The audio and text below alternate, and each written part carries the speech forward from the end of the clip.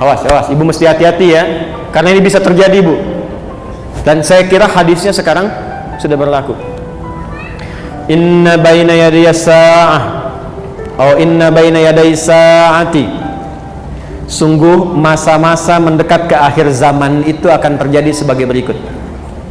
Sungguh masa-masa menjelang akhir zaman itu akan terjadi sebagai berikut. 1. Taslimul khassah, terjadi gerakan eksklusivisme.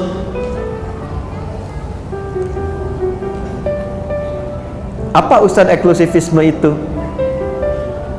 Cara pandang yang mengkhususkan sesuatu di semua aspek. Jadi kalau bergaul sama golongan ini aja, yang itu nggak bisa berbaur. Kalau mengaji khusus ini aja, nggak bisa campur dengan yang lain. Bahkan untuk memberi salam pun pada golongannya aja, yang bukan golongannya tidak disalami. Itu kata Nabi. Sekalipun dia sama-sama muslimah. Assalamualaikum ukhti. Apa ya? Ibu kan masih bid'ah. Hah? Jadi yang dulunya afsus salam kepada siapapun tebarkan rahmat, kasih sayang, salam. Ibu dulu kan kalau bertemu masih assalamualaikum ya. Temu saya di Timur Tengah itu masuk angkot aja assalamualaikum. Ya. Assalamualaikum. Waalaikumsalam. Kalau sekarang kan masuk angkot assalamualaikum bawa kotak kan. Nah, ini akan terjadi gerakan-gerakan yang terbatas kata Nabi. Dekat-dekat akhir masa itu sudah nggak kenal lagi silaturahim yang luas, mulai terputus. Kemudian yang kedua apa? Ini yang terkait dengan penjelasannya. Fusyuwat tijarah, sudah mulai menyebar berbagai jenis jual beli, transaksi jual beli. Di kata Nabi semua jenis perdagangan jual beli itu ragamnya udah banyak. Sampai-sampai di hadis lain taqarrubul aswaq, mengakses, cara mengakses dagangan itu jadi lebih mudah. Sekarang terjadi tidak? Dulu ibu kalau mau ke Kosambi naik angkot ya, naik ojek jalan, dapat di situ pulang kan? Sekarang keluarkan handphone, klik datang sendiri ya. Terjadi belum? Sudah terjadi? Dan sekarang luar biasanya ragamnya jadi banyak ya pilihannya. Klik makanan banyak semua pilihan. Model jilbab banyak tuh kelihatan. Jadi ibu mau klik apa aja keluar produknya banyak kan? Di satu segmen itu banyak ragam. Kata Nabi mendekat kepada akhir zaman itu akan terjadi ragam banyak sekali dalam konteks kehidupan ekonomi. Dagangan modelnya banyak, satu menu bisa banyak.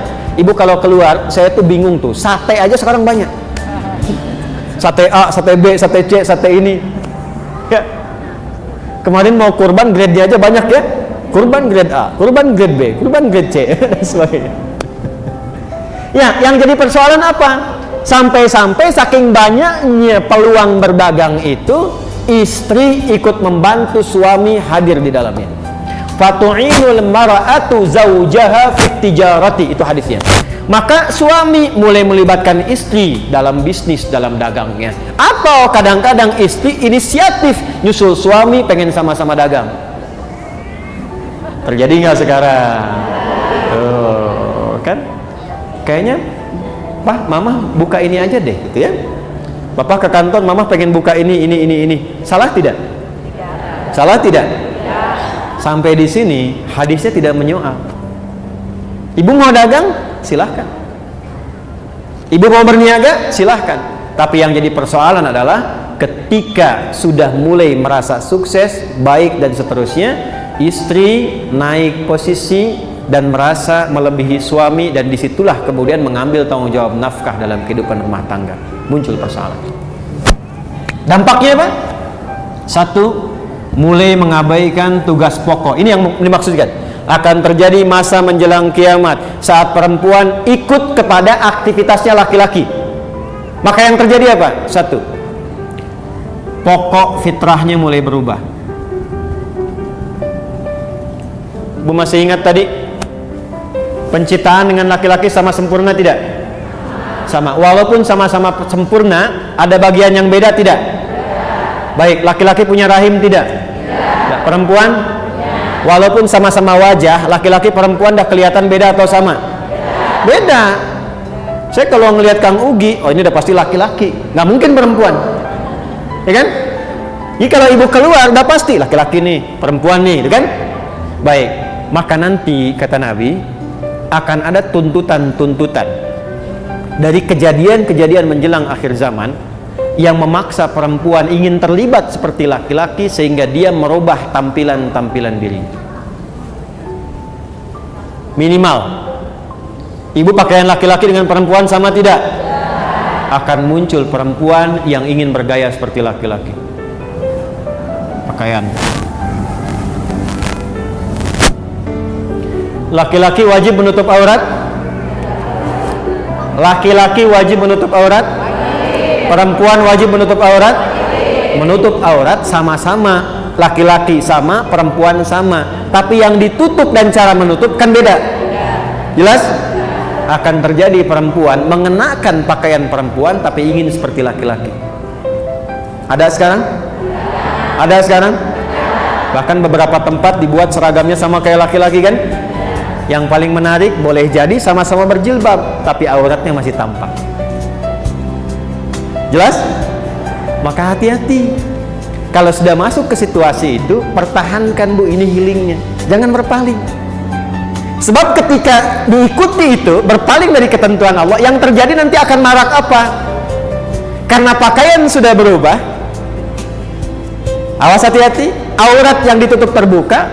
Aurat itu kan kalau sudah terbuka memancing ya perilaku-perilaku yang tadinya tidak terjadi bisa hadir. Konsekuensinya apa? Zina. Jadi makin marah. Zina. Betul. Jadi makin marah. Makanya ibu sering baca kan tanda-tanda menjelang mendekat ke kiamat, banyak zina tersebar kan. Nah pengantarnya itu dari situ awalnya. Laki-lakinya begini, perempuannya ikut berpaling. Tidak dilarang kalau ingin beraktivitas, ikut bekerja misalnya, atau menyalurkan hobi. Tapi ketika merubah tampilan fitrah, itu yang jadi persoalan. Maka coba perhatikan, kalau berdandan, berpakaian dan sebagainya, jaga. Jangan sampai terlibat pada suasana yang sempat di warning oleh Nabi SAW. Jelas sampai sini? Model. Ini saya bicara dalam konteks iman ya, dalam konteks umat Islam ya. Kalau di luar yang tidak beriman, gak akan kepikiran ini Bu. Gak akan kepikiran. Makanya kalau ibu ke barat, di Amerika, di Eropa, kan, agama itu dianggapnya biasa seperti budaya. Makanya nggak ada pikiran tentang agama. Jadi bagi mereka karena nggak belajar tentang nilai agama seperti kita yang pelajari dalam konteks keislaman, mau pakaian apa saja silahkan, yang penting terhormat dalam budayanya. Jadi mau kelihatan auratnya juga bagi mereka yang penting terhormat dalam budaya mereka. Ya, mau pakai pakaian minimalis juga dalam budaya mereka karena nggak ada konsep ini. Bagi insan beriman, perempuan yang beriman, cara pandangnya berbeda. Jadi kalau ada budaya misalnya di barat dibawa, ya dalam konteks bisnis sah-sah saja. Tapi dalam konteks kita beribadah sebagai seorang perempuan muslimah, perempuan mukminah yang beriman, boleh nggak mengadopsi itu? Boleh nggak mengenakan pakaian yang serupa? Ketika itu dilarang atau berpaling, dalam bahasa judulnya ibu, berpaling dari situ, maka yang terjadi pasti persoalan. Saya cuma sarankan saja, selesaikan persoalan itu sebelum pulang menuju Allah Subhanahu wa Ta'ala. Nih, contoh paling gampang sebenarnya begini. Bu, perempuan dalam Islam berjilbab tidak? Ya, nggak ada perbedaan pendapat. Berjilbab tidak? Berjilbab. Laki-laki berjilbab tidak? Tidak. Perhatikan baik-baik. Perempuan tuh berjilbab, hikmahnya banyak. Kalau kita bahas satu saat ayat tentang jilbab, saya urutkan tuh dari mulai fikihnya, hikmahnya, macam-macamnya. Itu Bu, saking sayangnya Allah, itu perempuan diminta berjilbab karena sayangnya Allah. Ya ayyuhan nabiyyu, hei Nabi sallallahu alaihi wasallam, qul li azwajika firalkan. Bahasa sekarang kan viralkan. Kalau sudah viral, like, share, and comment. Kalau sudah viral, like, share, and comment. Kata Allah, viralkan. Katakan pada istri-istrimu, wa banatika, dan anak perempuanmu. Perhatikan, wanisa'il mu'minin, dan semua perempuan yang beriman. Saya tanya, ibu perempuan tidak? Perempuan bukan? Beriman tidak? Berarti ayat ini untuk saya atau untuk ibu? Oh. Ayat ini untuk perempuan atau laki-laki?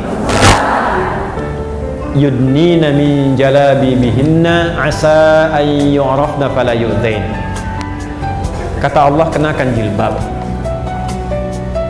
Kenapa harus berjilbab? Satu, asa an yu'rafna, supaya diketahui mereka perempuan beriman.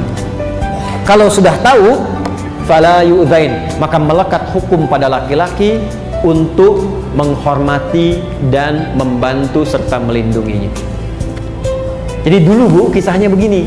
Waktu ada perempuan di Madinah yang muslimah, sebelum ayat tentang jilbab turun, itu malam-malam mau buang hajat. Kan dulu tuh nggak ada seperti kita toilet umum seperti sekarang. Jadi kalau mau buang hajat tuh ke kebun kurma, kemana. Malam-malam ketika akan keluar, diganggu oleh laki-laki Yahudi, preman-preman Madinah. Dilaporkan kepada Nabi. Begitu esoknya dilaporkan, turunlah ayat ini. Disuruh pakai jilbab. Begitu pakai jilbab, sudah viral di kalangan para pemuda muslim. Itu muslimah tuh, itu mukminah tuh. Maka perintahnya satu, kata Al-Quran, setiap Anda melihat perempuan berjilbab, bantu, tolong, lindungi dia. Kaidah fikihnya begitu, hukumnya begitu.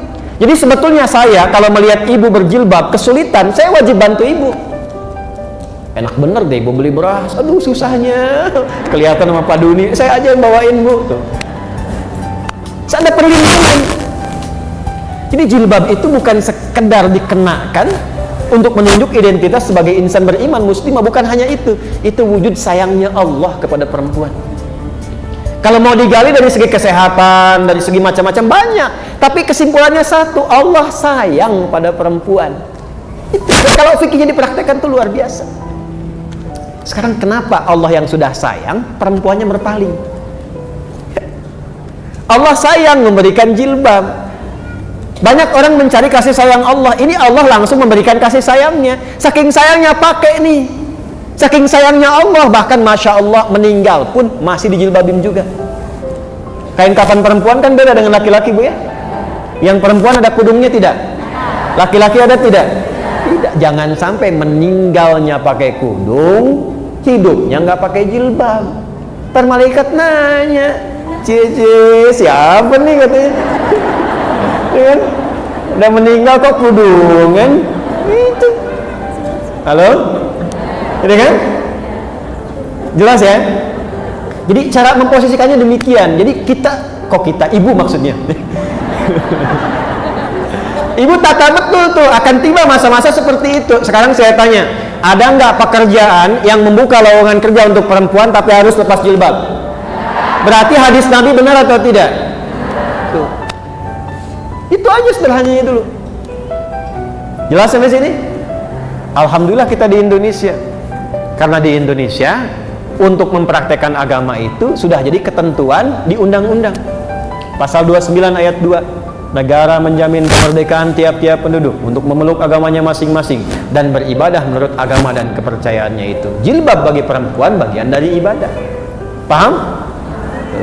Satu. Terakhir. Kita sampai jam berapa ya? 11. Oh ya. Nggak apa-apa. Saya jam setengah 11 selesai. Ibu silakan mau jam 12 sampai asar silakan. Saya mau pulang lagi, mau ada akikah. Dah, lihat sini. Terakhir. Fokus. Silahkan kata Allah. Kata Nabi, Allah dan Nabi menyampaikan, Allah memberikan instruksi, Nabi menjelaskan atas perintah Allah Subhanahu wa ta'ala. Ada hobi, bakat silahkan, tapi jangan merubah fitrah. Yang kedua, keluar dari tugas pokok yang berlaku bagi perempuan di rumah. Ibu, laki-laki banyak mencari nafkah di luar. Otomatis perempuan banyak waktunya di rumah. Karena itu fitrahnya disiapkan oleh Allah untuk mensupport beberapa aktivitas yang ada di rumah. Contoh, maaf sekali, biasanya yang interaksi sama anak-anak banyaknya siapa? Yang menyusui ibu atau ayahnya? Ibunya. Yang menggendongnya umumnya siapa? Masya Allah. Karena itu anak kepada ibu itu luar biasa. Bu, itu mahal. Karena itu orang Arab menyebutkan madrasah pertama untuk anak itu ibunya. Ibunya. Nah sekarang ibunya keluar, anak dititipkan pada orang lain. Kasih sayang ibu nggak ngalir ke anak. Gendong yang gendong orang lain, anak nggak merasakan kehangatan ibunya. Karakternya nggak nyampe. Ibu cuma bisa marah-marah ketika anaknya nggak nurut sama ibu. Ibu tanyakan istighfar, tuh anak tuh begitu, kenapa? Apa dosa ibu kepada anak tuh? Ketika Anda minta, nah begini, anaknya rewel, anaknya berangkat, ibu cuma bisa marah, tapi tidak melihat ke belakang tuh terjadi apa. Kok anak orang lain nggak begitu? Anak orang lain taat-taat saja, anak orang lain baik-baik saja. Riset menunjukkan kebanyakan anak yang tawuran, yang narkoba, yang ribut, itu ketika di riset, mereka ternyata mencari perhatian yang tidak didapatkan di rumah. Itu.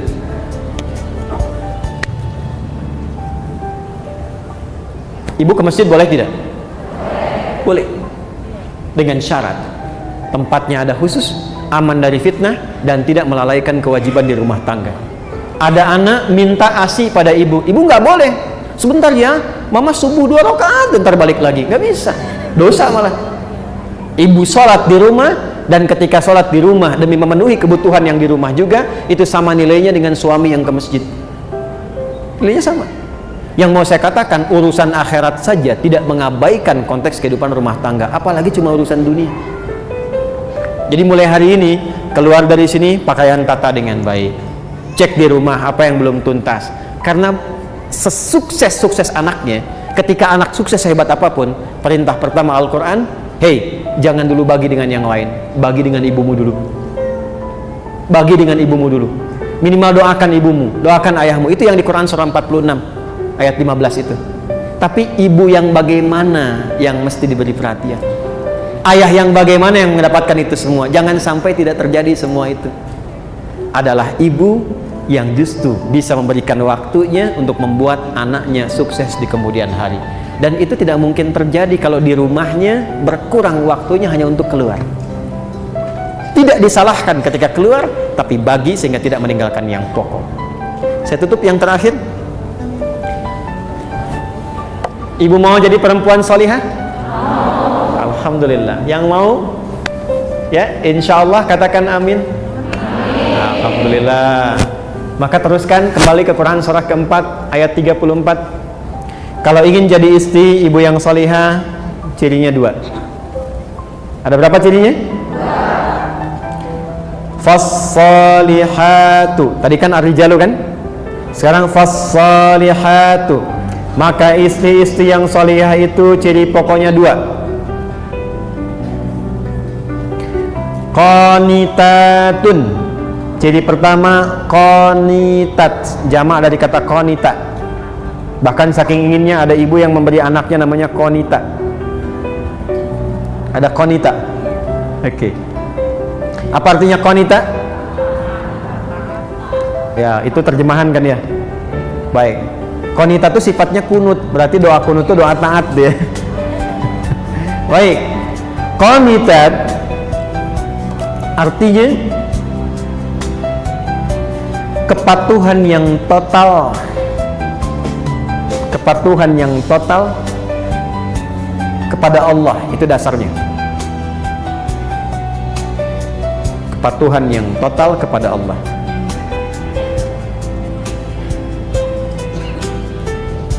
Asalnya itu.